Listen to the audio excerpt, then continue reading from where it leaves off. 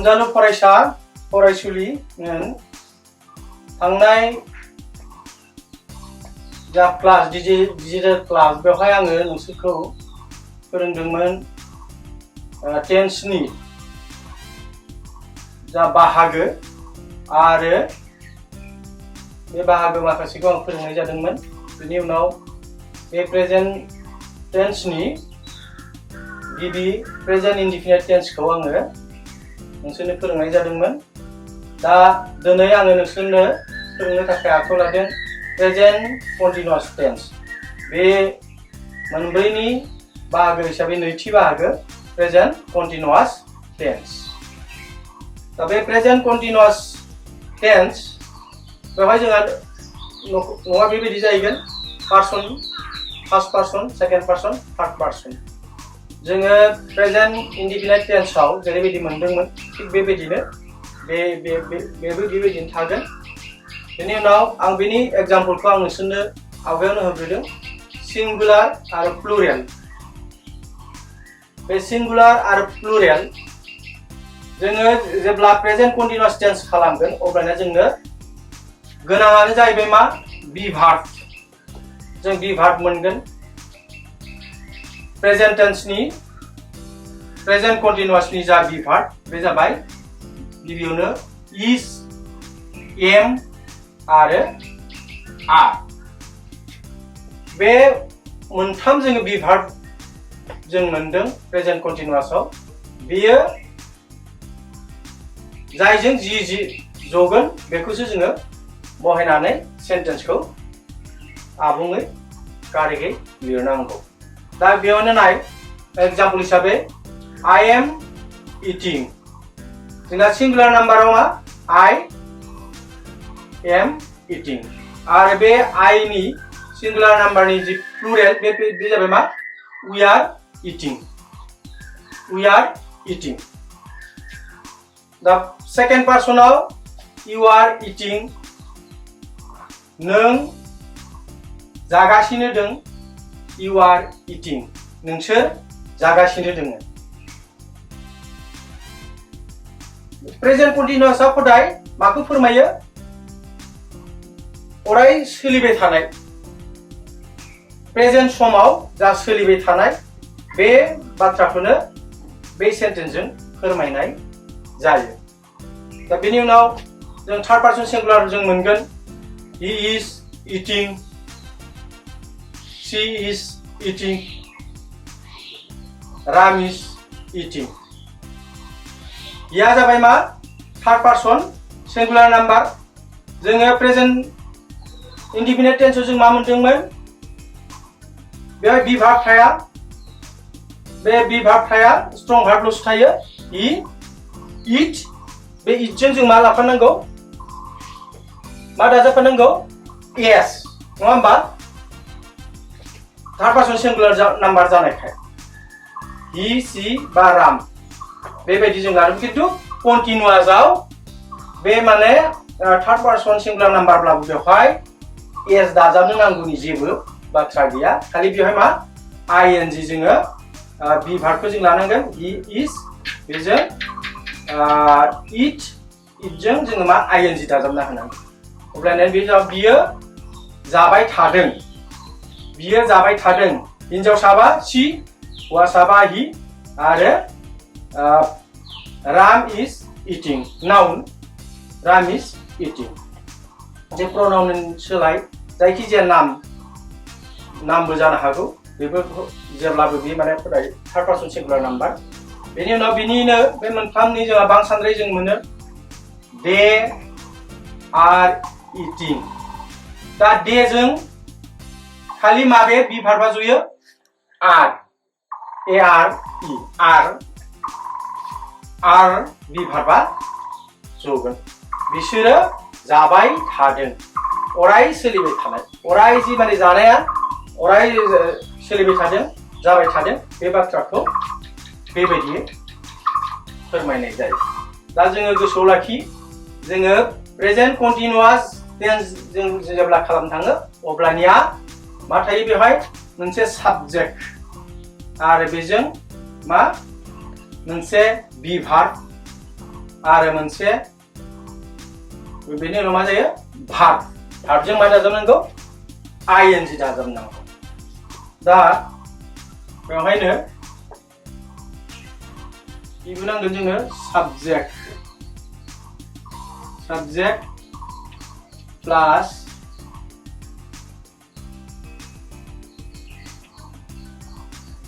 be verb plus ing आरो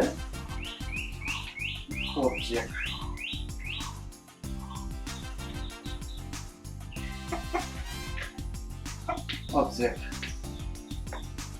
दा नाय जोङो फार्स्ट पार्सनाव जों मोनदोंमोन मा फार्स्ट पार्सनाव मोनदोंमोन I आ मा जाखो बे जाबाय साबजेक्ट बिनि उनाव am आ बी भार्ब नैबे बी भार्ब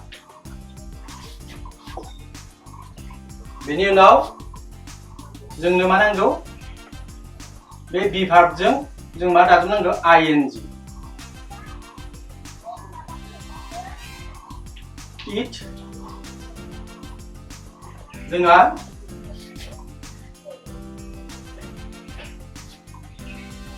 बी भार्ब बिनि उनाव जोङो भार्ब मोनगोन भार्ब मोनगोन जोङो बे भार्बजों मा दाजाबनांगोन जोङो ing नैबे ing आ बी भार्ब बिनि उनाव जों भार्ब बेजों ing दाजाबनानै जोङो आवगायाव जों मोनखादों बिनि उनाव जोंहा मोनसे प्लास दङ अबजेक्ट जानांगौबा I am eating मा हमनानै ला rice I am eating rice आं ओंखाम जाबाय थादों दा बेखौनो जों बांसानद्रि लिरबा मा जागोन थिग बे नैबे फर्मुलायाव गोलैनाय बायदि उइजों खालि मा जगोन बांसानद्राय उइजों R B भार्बासो जगोन we are eat मा दाजाबनो होदो ing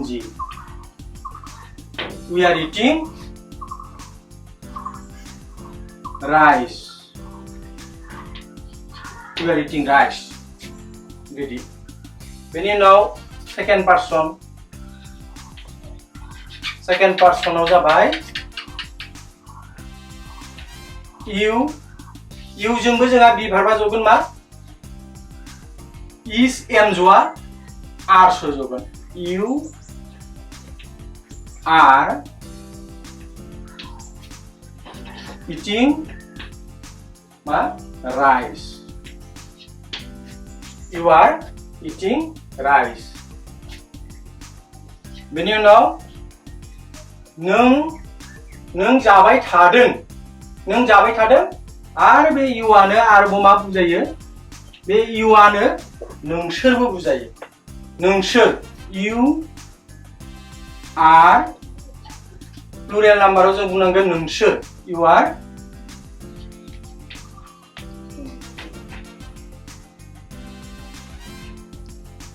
eating rice नोंसोरो जाबाय थादों बेनि उनाव थर्ड पार्सन सिंगुलार नाम्बाराव he जों मा जगोन बी भार्बा जगोन जोंहा बे is बी भार्बा जगोन he is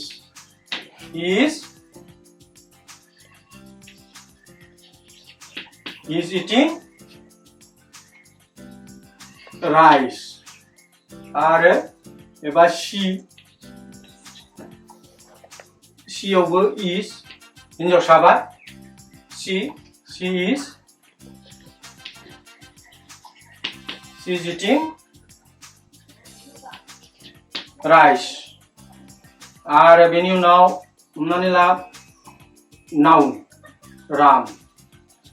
रामजोंबो third person सिंगुलार number बेनिखायनो is Ram is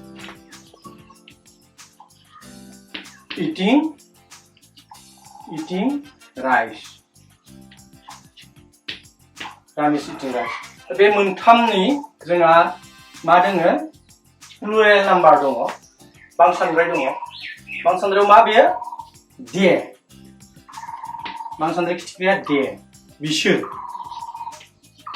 देजों जोंहा बि भार्बा जिरायगोन माबे जगोन आर बांसानद्राय नालाय आर बे आरआ बांसानद्राय खिथिग्रा बि भार्ब दे आर eating rice. They are eating rice. बिसोरो ओंखाम जाबाय थादों. दा थिग बेबायदिनो प्रेजेन्ट कन्टिनिउआस टेन्सआ अराय जाफुबाय थानाय अराय सोलिबाय थानाय बाथ्राखौ फोरमायनो जोङो इंराजियाव बे टेन्सखौ जोङो बाहायनाय जायो. गोसोआव लाखि जोंनो मोनसे सेन्टेन्स जानो गोनांब्ला मा जानांगौ बेहाय साबजेक्ट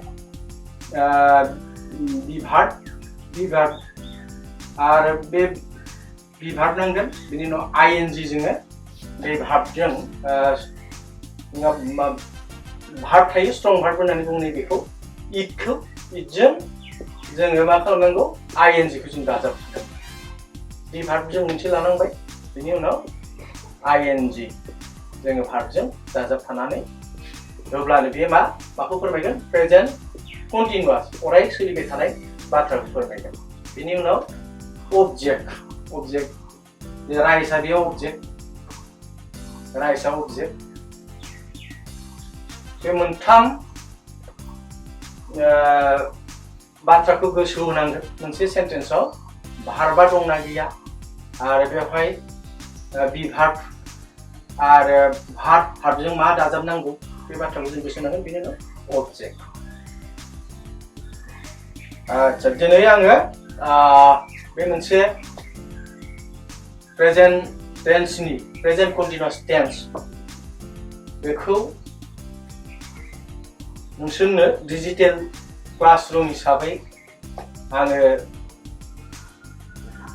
सावरायबाय आरो इयुनाव गुबुन बाहागोफोरखौ आङो